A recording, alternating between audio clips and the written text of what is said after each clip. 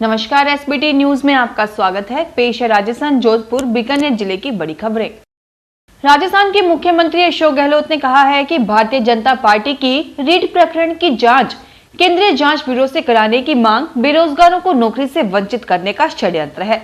विधानसभा में राज्यपाल के अभिभाषण पर हुई बहस का जवाब देते हुए श्री गहलोत ने कहा कि भाजपा पार्टी के पास 3 वर्ष तक कोई मुद्दा नहीं था, लेकिन अब रीट परीक्षा को लेकर गैर मुद्दे को मुद्दा बनाया जा रहा है। राजस्थान के राज्यपाल कलराज मिश्र ने कहा है कि जनसंख्या वृद्धि को देखते हुए कृषि उत्पादन की मांग को पूरा करने के लिए नए विकल्पों को बढ़ावा दिया जाना चाहिए। मिश्र मंगलवार को कृषि विश्वविद्यालय जोधपुर का 3य दीक्षांत समारोह को राजभवन से ऑनलाइन संबोधित कर रहे थे। उन्होंने कहा कि कृषि ही किसी राष्ट्र की संपन्नता और खुशहाली का भी पैमाना है, इसलिए कृषि क्षेत्र के विकास पर सभी स्तरों पर ध्यान देना होगा। राजस्थान स्टेट गैस लिमिटेड ने प्रदेश के कोटा में एक और सीएनजी स्टेशन स्थापित करने के साथ कोटा के कुन्हाड़ी इलाके में घरों में पीएनजी कनेक्शन देने की शुरुआत कर दी है। कंपनी के प्रबंध संचालक मोहन सिंह ने बताया कि पिछले दिनों आरएसजीएल की वार्षिक साधारण सभा के दौरान अतिरिक्त मुख्य सचिव डॉक्टर सुबोध अग्रवाल ने कंपनी की गतिविधियों में तेजी लाने पर जोर दिया था। उन्होंने बताया कि राजस्थान स्टेट गैस ने नए स्टेशनों की स्थापना और सीएनजी व पीएनजी की उपलब्धता में उल्लेखनीय बढ़ोतरी की है। उदयपुर के मानव सेवा में जुटे नारायण सेवा संस्थान को आज यहां आईडीबीआई ट्रस्टीशिप सर्विसेज लिमिटेड की ओर से अत्याधुनिक एनेस्थीसिया मशीन भेंट की गई। संस्थान की निदेशक पलक अग्रवाल ने बताया कि यह मशीन संस्थान के सामाजिक दायित्व कार्यक्रम, पोलियो एवं जन्मजात दिव्यांगता की सुधारात्मक सर्जरी के दौरान काम आएगी।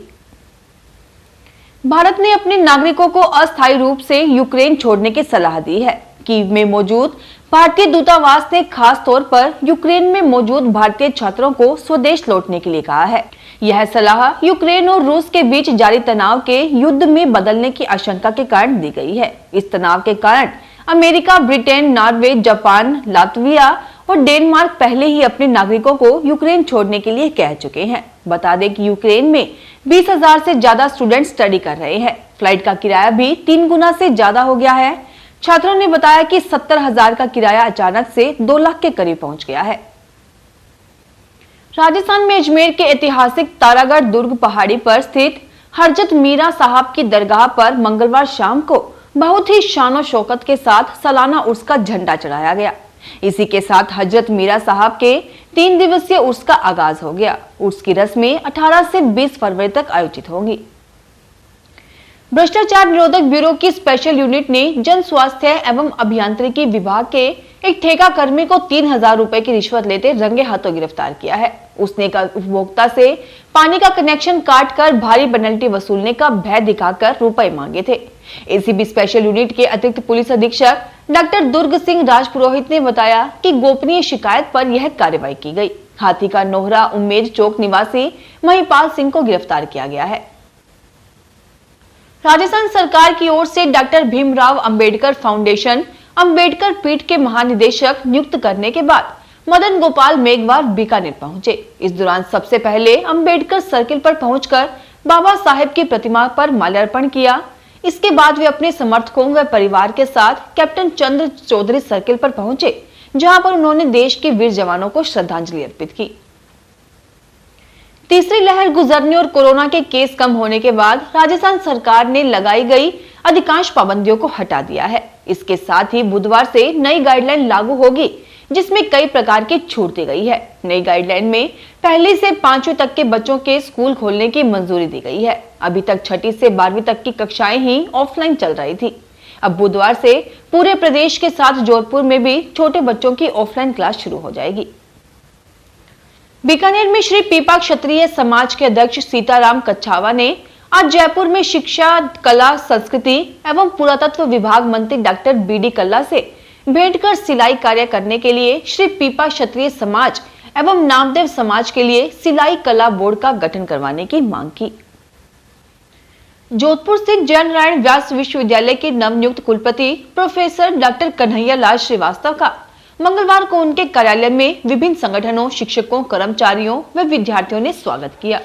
उन्होंने कुलपति का माल्यार्पण व बुके भेंट कर अभिनंदन किया। इस दौरान नवनियुक्त कुलपति ने कहा कि JNVU को केंद्रीय विश्वविद्यालय बनाने की दिशा में प्रयास किए जाएंगे। केंद्रीय विश्वविद्यालय के लिए कुछ नॉर्म्स होते हैं, उसे पूरा किया जाएगा।